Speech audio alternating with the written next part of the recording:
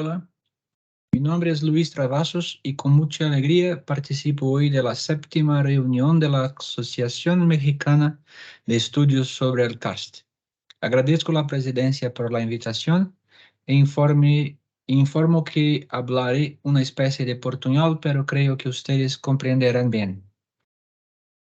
O por menos espero que. La investigación sobre el karst abarca una amplia gama de temas.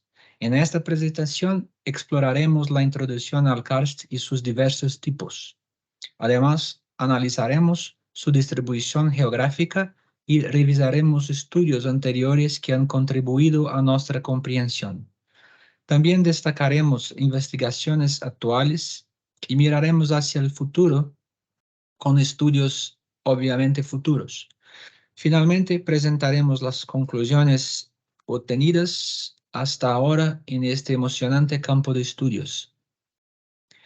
La bibliografía y la experiencia muestran varios tipos de karst, principalmente debido a sus condiciones de desarrollo, sus características principales de karstificación y sus rasgos geomorfológicos. Tenemos depresiones cerradas como dolinas, tenemos carren, paleokarst y karst alpino, por ejemplo. Entonces, como saben, esta amplia variedad de tipos de karst se encuentran distribuida por todo el mundo. Tenemos aquí un mapa del mundo con la distribución del paisaje kárstico en carbonatos, la mayoría de calizas y dolomías.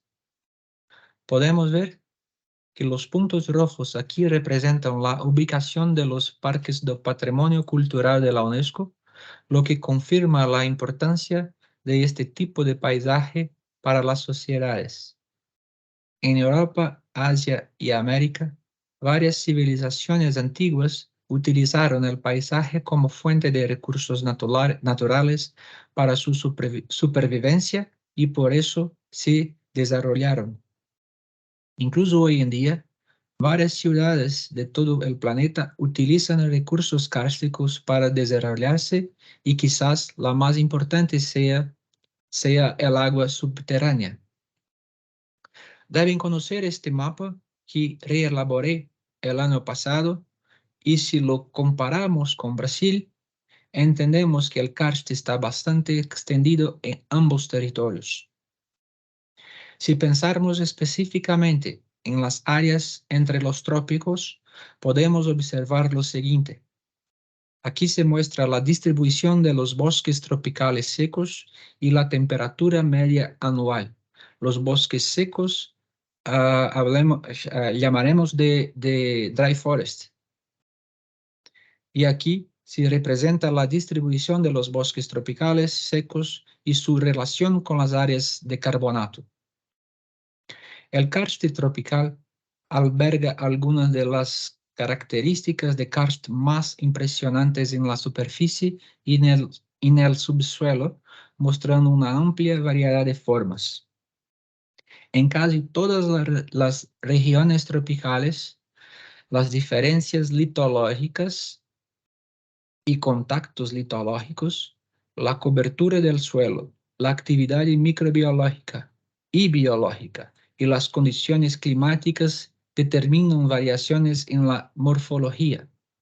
Se pueden observar enormes torres de karst, conos, dolinas, bosques de piedra, tistingue y sistemas de cuevas extensos en todo el planeta.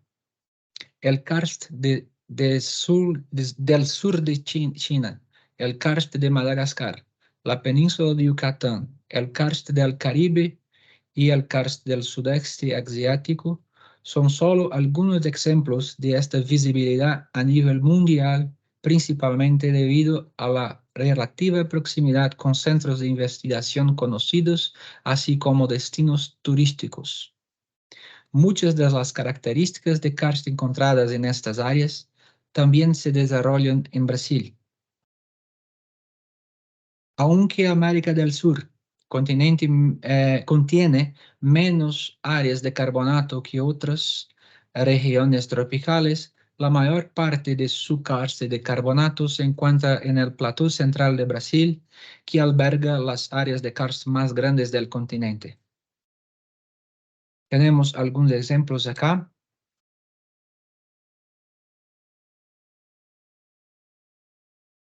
Y pensamos que basándose en sus características como geología, clima, tipos de roca, los karsts pueden ser clasificados de diversas formas. Este autor, Martón Veres, clasificó el karst en aproximadamente 80 tipos diferentes según la edad, la roca, la estructura, la elevación, el origen del agua, la morfología de la superficie, entre otros criterios.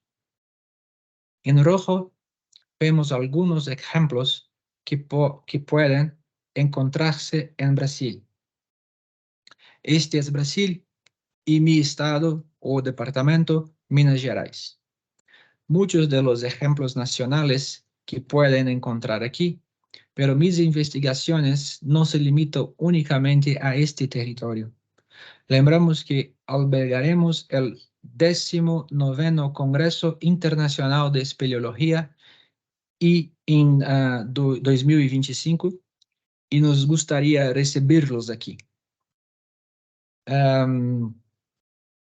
Tenemos aquí algunos ejemplos de Minas Gerais, calizas más horizontales a subhorizontales en función del contexto tectónico en el centro del cráter San Francisco. Tenemos karst cubierto y descubierto, varios tipos de vegetación, suelo y, por supuesto, diferentes niveles de gas carbónico que contribuyen a la karstificación. Una infinidad de formas del karst.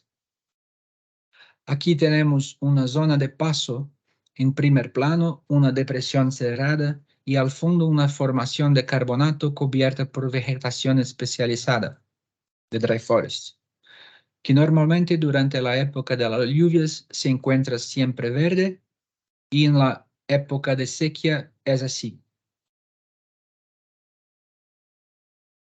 Un bello ejemplo de tsingy o bosque de piedra o en inglés stone forest.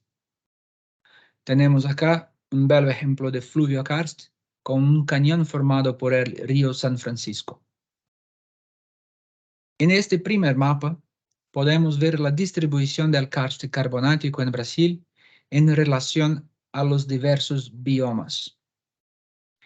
Si retirarmos a camada das rojas, podemos ver la presencia de cuevas en varias otras litologías, ampliando el paisaje kárstico brasileño a areniscas, cuarcitas e incluso rocas ferruginosas. Tenemos desde un karst más joven en el noreste de Brasil hasta un karst más antiguo en rocas ricas en hierro, iron, en el norte del país, en la Amazonía, donde estoy ahora.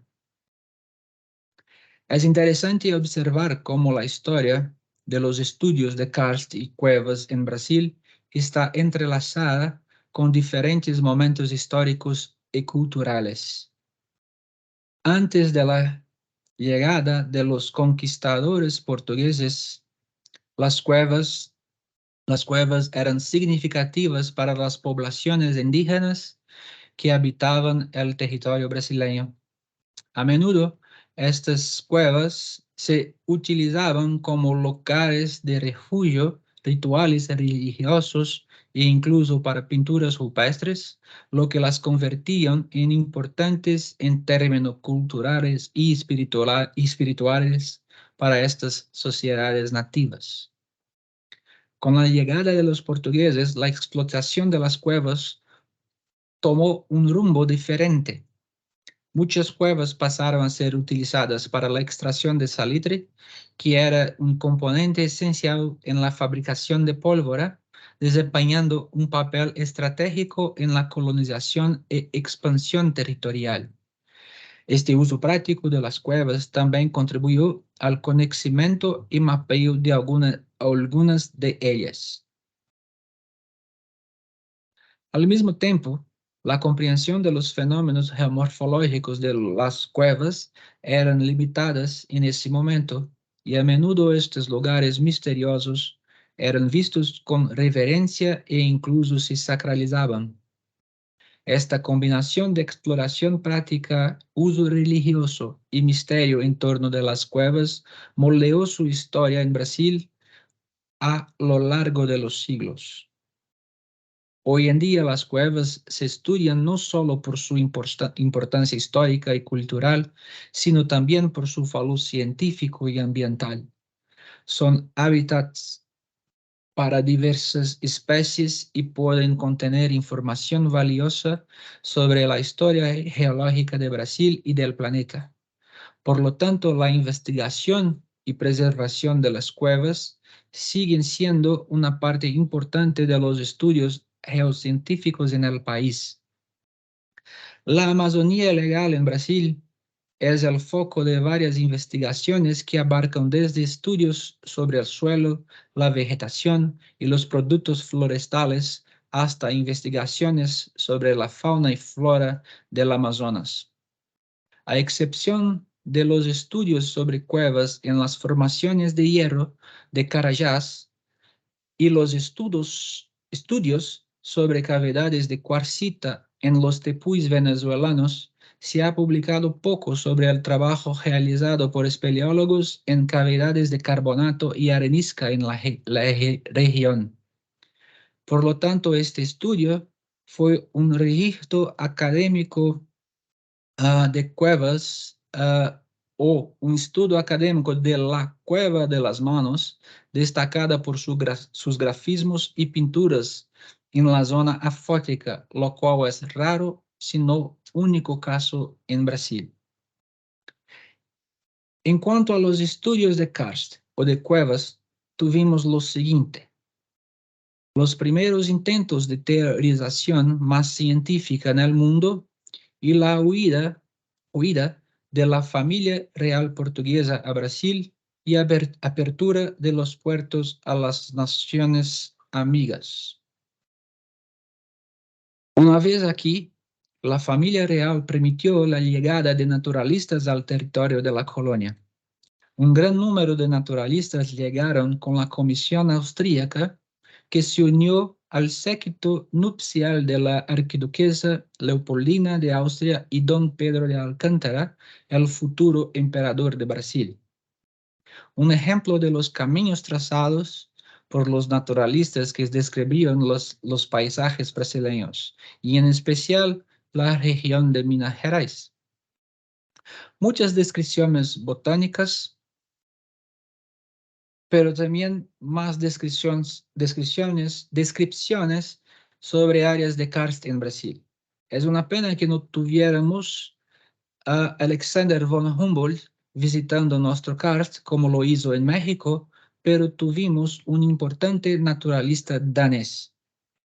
Por supuesto, tuvimos otros europeos en suelo brasileño, pero Lund se destaca en mi estado, Minas Gerais. Se destaca especialmente por haber unido por primera vez en las Américas la arqueología, la paleontología y espeleología. Tenemos en otra región del país y a finales del siglo XX y XXI, tenemos Richard Cron. Y a finales del siglo XIX, el francés Martel influyó en la creación de sociedades espeleológicas en todo el mundo, incluyendo Brasil. Una serie de grupos de espeleología y la propia Sociedad Brasileña de Espeleología surgen. Y cada vez más el estudio de las cavernas y cuevas se vuelve más científico, con varios de los fundadores de estos grupos completando trabajos de grado y posgrado sobre el tema. Y aunque tenemos una historia espeleológica o karstológica reciente, y estamos haciendo progreso en campos puros y aplicados. En el nivel universitario, dedicamos tiempo a la cartografía geomorfológica de las áreas de karst, los lugares geohistóricos, el turismo, la educación ambiental. Respaldamos y somos respaldados o apoyados por el Centro Nacional de Pesquisa y Conservación de Cuevas en una variedad de estudios. Y yo pienso particularmente que la educación es fundamental. Desde el año de 2010, ocupo de la disciplina de karst en la Universidad Católica de Minas Gerais y desde 2021 ocupo la disciplina también en la Universidad Nacional de Minas Gerais con los estudios físicos y humanistas del karst. Además de publicaciones impresas, las pesquisas también se difunden a través de artículos científicos, todos accesibles gratuitamente. El objetivo principal de este trabajo acá fue seleccionar algunos lugares de interés geomorfológico en el Parque Estadual do Sumidero, o Sumidero, para inventariarlos, evaluarlos y clasificarlos de manera que puedan respaldar otros estudios en la región. Se pretendió fortalecer la región desde la perspectiva de la geodiversidad, la geoconservación y el geoturismo. Uno de los geositios fue ampliamente estudiado y los resultados fueron publicados aquí. La forma de las Karen está dictada por las capas laminadas horizontales y la fisuración del macizo estudiado. Están disecadas por formas rocosas características que son rastros de su desarrollo y modelado actual. Los contactos permeables entre las láminas y la fisuración vertical de la roca fomentaron un desarrollo tridimensional distintivo de las Karen o formas de disolución y con ello las formas únicas que percebemos en la región. El karst del río Peruazú es otro importante lugar para la investigación. El río es uno de los pocos tributarios permanentes del río San Francisco. El río Peruazú ha creado un cañón kárstico monumental en dirección noroeste-sureste, generando un patrón de grandes cavidades, lo que ha llevado a conductos vadosos con planimetría rectilínea. Examinamos las fases anteriores de degradación del río en la región. Sedimentos de la terraza del río depositados en la Gruta do Janelón y otras cuevas preservaron algunos datos sobre las paleoinundaciones regionales. Según la investigación, se descubrieron fósiles de madera depositados en cuevas al lado del río Peruazú y los resultados analizados a través de la luz óptica impulsionada por láser indicaron edades que oscilan entre 3.7 y 5.5 mil años antes del presente. La edad de los huesos fósiles identificados oscila entre 3.1 y 4.2 millones de años. Otros estudios con registros isotópicos nos permiten conectar las paleoinundaciones con los fenómenos climáticos globales durante el Holoceno Medio. Adjunto con el Centro Nacional de Pesquisa y Conservación de Cuevas, esta investigación pionera en el estado, no solo por recompilar datos durante casi 3 años, sino también por considerar múltiples cuevas monitoreadas al mismo tiempo. Cuando se considera la distribución espacial de la investigación relacionada con los microclimas y las cuevas en Brasil, este estudio también destaca por ser uno de los únicos estudios en el país sobre el comportamiento microclimático en las cuevas ubicadas en climas más secos en Brasil. El estudio apoya la mejora de las pautas de visita para estas atracciones turísticas y la reconstrucción de las vías internas de visita al caracterizar el microclima de 7 de las 11 cavernas que forman parte del recorrido de turismo del Parque Nacional Cavernas do Peruazú.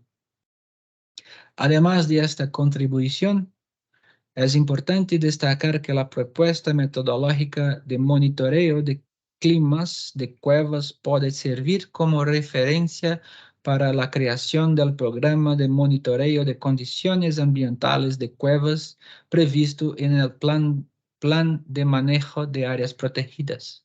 Al final de este año, esta investigación había generado más de 4 millones de registros sobre la temperatura y la humedad relativa. En verdad, al final del año que pasó, esta investigación había generado más de 4 millones de registros.